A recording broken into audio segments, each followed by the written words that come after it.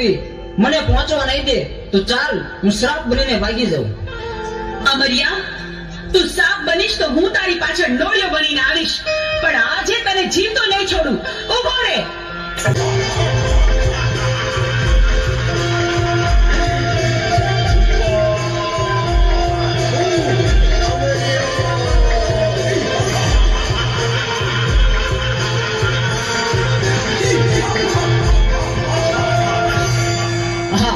લંગોટે મને નચવી અને મારું ભસ્મ કંકણ ઉડી ગયું તો મારું મોત નિશ્ચિત છે. તો ચાલ અત્યારે અહીંથી હું ભાગી જાઉં. પ્રભુ, પ્રભુ, આ અમર્યો રાક્ષસ તો ભાગી ગયો. હવે શું થશે પ્રભુ? એ તો ભોળી પ્રજાને રંજાડશે. પ્રભુ, પ્રભુ, આનો કંઈક ઉપાય કરો. અરે દેવી, આનો ઉપાય એક છે.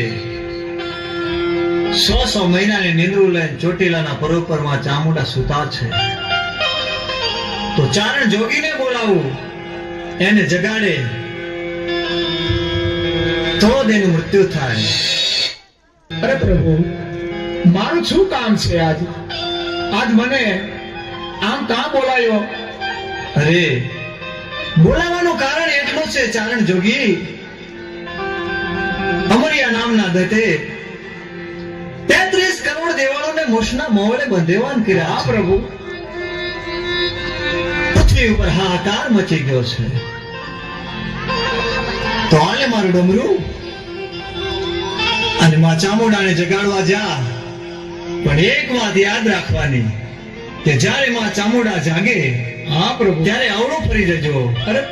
અરે ભોળાનાથ, આવલું ફરવાનું કારણ શું? કારણ એટલું છે ચારણ જોગી કે જ્વાળામુખી જોગણી છે, જાગશે અને મોઢામાંથી જ્વાળા નીકળશે તો તને બાળીને ભસ્મ કરી નાખશે. બહુ સારું પ્રભુ, હાલ ને હાલ હું જાઉં તમારું ડમરું લઈ અને ચોટીલાના ડુંગર ઉપર માં ચામુંડા 6 મહિનાની નિંદ્રા લઈને સુતા છે, એને જરૂર હું જગાડીશ.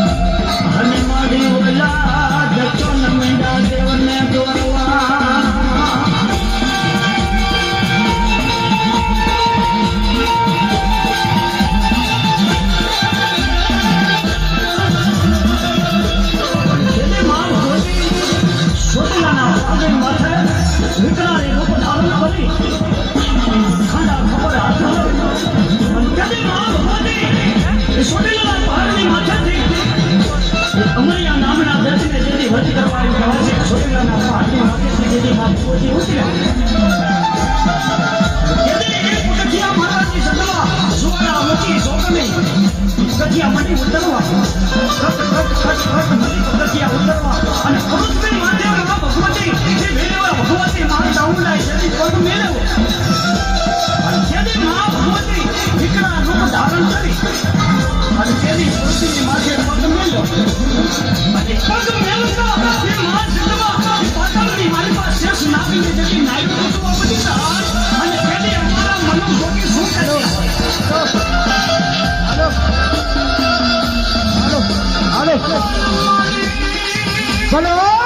મારી ચોટીલાની ચાઉંડ જ હેવને બોલો બાપ આ ધોરણે વાગે કે હે મારી ચોટીલાની ચાઉંડ આજે મારી કદાપી તારી રમતું માની હોય હે અને અહીંયા જો કોઈ તારા માથાનો માનવી આવી જાય અને મારી તારા મંડળને બે ઠપકા મારે અને અહીંયા જો તલવારનો ઘા કરતા જેથી પાછી બંને મારી જેથી તો મારી ચોટીલા વાળી ચાઉંડે ખાધું વરામ જાય કે બતાવો બતાવો હાર્દિકિયા તારા કાઢે ચોટીલાની ચાઉંડ બતાવ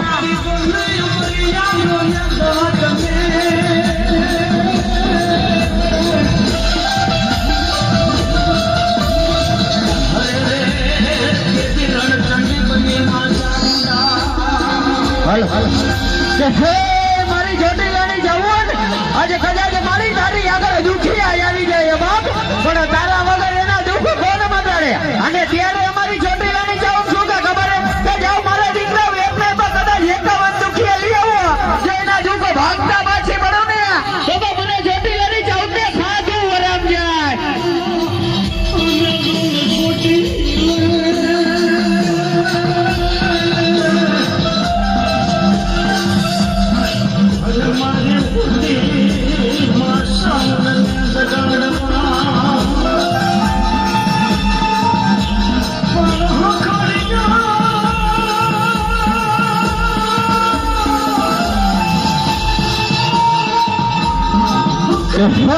મારી ચોટીલાની ચાઉંડ હજી મારી આજે ભડિયાદ ગામની માલિકા તારી રમતો માનીને બેઠે છીએ અને બાપ કદાચ મોકા કાળા માથાના માંડવી આવી અને કાળા મંડળને બે ઠપકા મારી જાય અને જે અહીંયા તલવારનો ઘા કરતા પાછી બને તો મને ચોટીલાની ચાઉંડને ખાધું વરામ જાય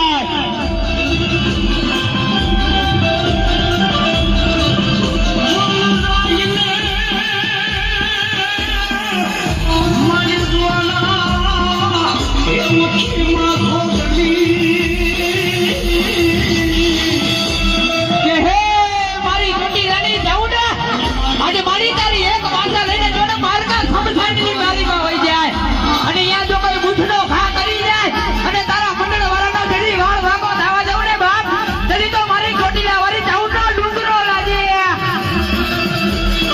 એને માર ચોટીલાના પાગી માથે નીકળાની રૂપ ધારણ કરી ખાડા ખબર હાથ જડી માર બોલી ચોટીલાના પાગની માથેથી અમારી આ નામના દર્શને જેની વધી કરવાની કલાશે ચોટીલાના પાગની માથેથી જેની માર બોલી ઉતર્યા એક પગથિયા માતાની સદવા સુવાળા મૂકી સોકમે પગથિયા મની ઉતરવા મની પગથિયા ઉતરવા અને અરુદબેન માથે ભગવતી વેણવા ભગવતી મારી ચાઉંડના જેની પગ મેળવ કે આજે કોઈ પડના કાઢે મારી ચોટીલાની ચાઉંડ રમતી હોય અને જોઈ આ મંડળની મારી પાસે હાજરી દેવાનો હોય ને બાપ તો મારી ચોટીલા વાળી ચાઉંડના નામનો કારો સાડકો બાંધી દેવો પડે શેષ નાગીને જેથી નાઈ કૂટવા પડે અને પેલી અમારા મનનું જોકી શું કરતી હોય ભલો ભલો મારા ઊંચા કોટલાના કર્યો ભાગલાની ચાઉંડ બેવને ભલો આ ધોરણે વાગે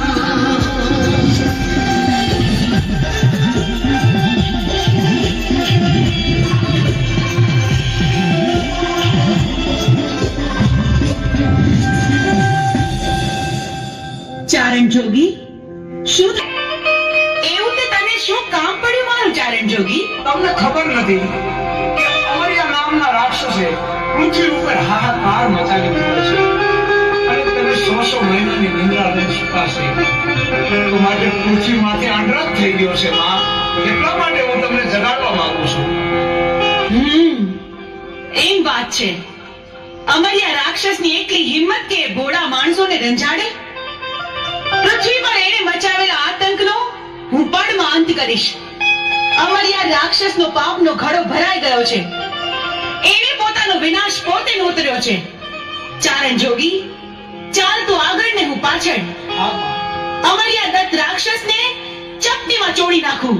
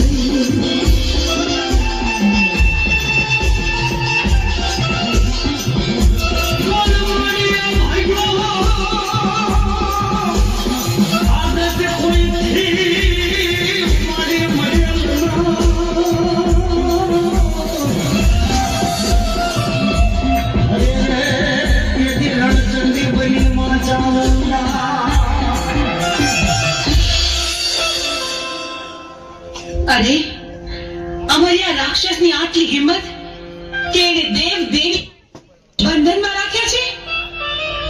આ 33 કરોડ દેવીઓને હું અમરિયાના બંધનમાંથી મુક્ત કરું છું.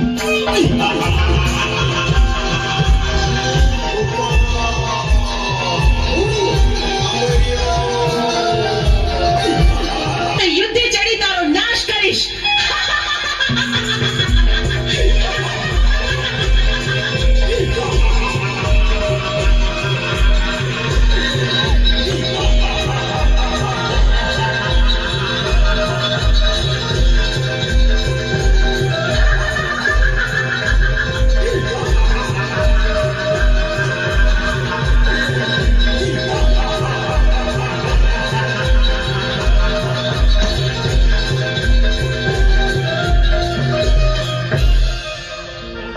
કરોડ દેવી મને પહોંચવા નહીં દે તો ચાલ હું શ્રાપ બનીને ભાગી જાઉં.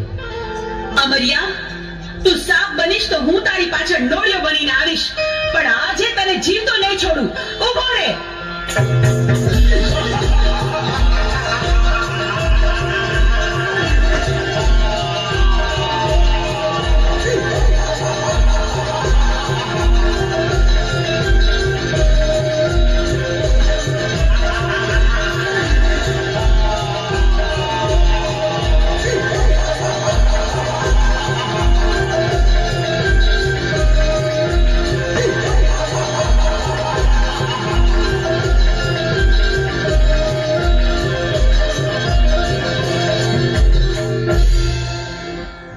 33 કરોડ દેવી વધી જશે, મારી શક્તિ ઘટી જશે, તો મને પહોંચવા નહીં દે, તો ચાલ સાયલાના સરોવરમાં છુપાઈ જાવ.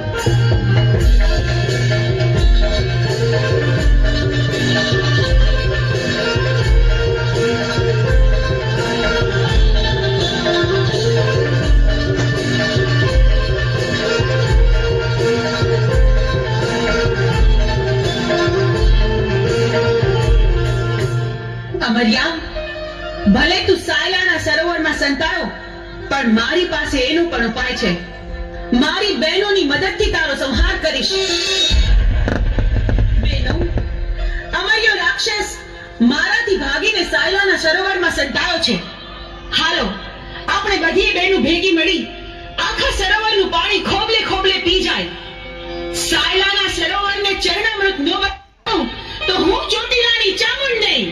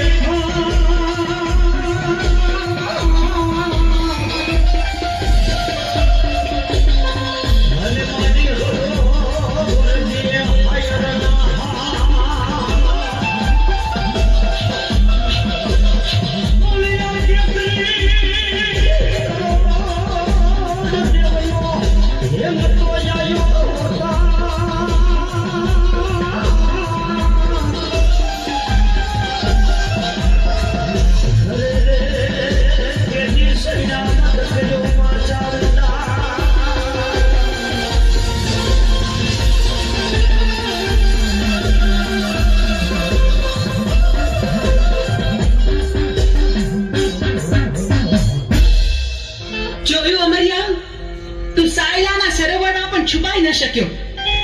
બેનો, હવે બરાબર જોજો, હવે અમર્યો છટકીને ક્યાંય ન જાય.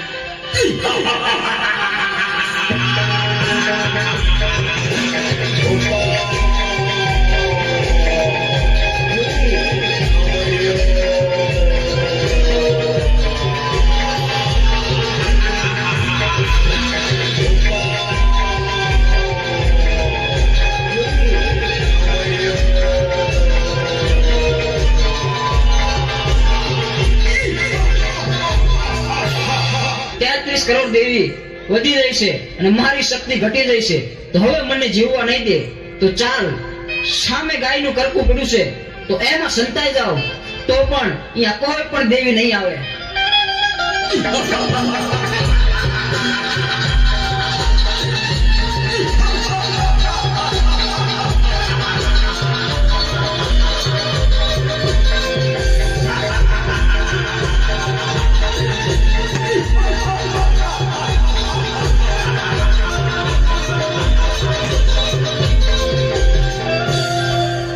અરે, આ અમર્યો તો ગાયના કરકામાં ભરાયો, પણ આ હાડપિંજરને અડીતો તો આપણે અભડાઈએ.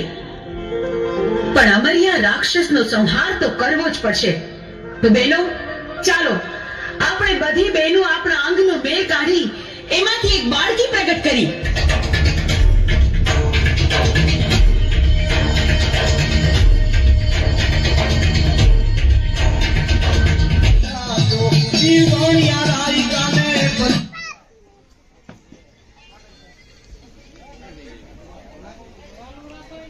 હાલ ચાલુ કર નાખ.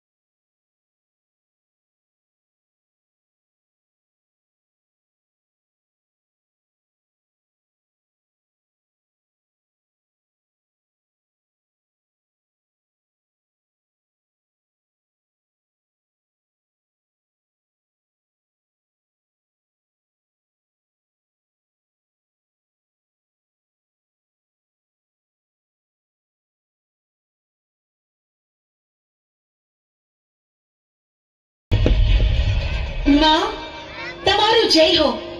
મને જણાવો કે મને પ્રગટ કરવાનું કારણ શું? અમરિયો ગાયના હાડપિંજરમાં ઘૂસી ગયો છે. એને ત્યાંથી બહાર કાઢવા માટે તારું સર્જન કર્યું. જા જા, તું તારું કામ સંપન્ન કર. ભલી માં, જીવી આજ્ઞા. મને ગાયના કરકામાંથી બહાર કાઢનાર તું કોણ? માડી, અમરિયો રાક્ષસ મને પૂછે છે કે મારું નામ શું છે. મારે શું જવાબ આપવો એને માં? તને અમે અમારા અંગના મેલમાંથી બનાવી એટલે તારું નામ મેલડી. તું માં મેલડીના નામથી જગતમાં પ્રસિદ્ધ થઈશ. ભલે માં, જીવી આજ્ઞા. હું મેલડી હમણાં અમરિયાને ગાયના કડકામાંથી બહાર કાઢું છું.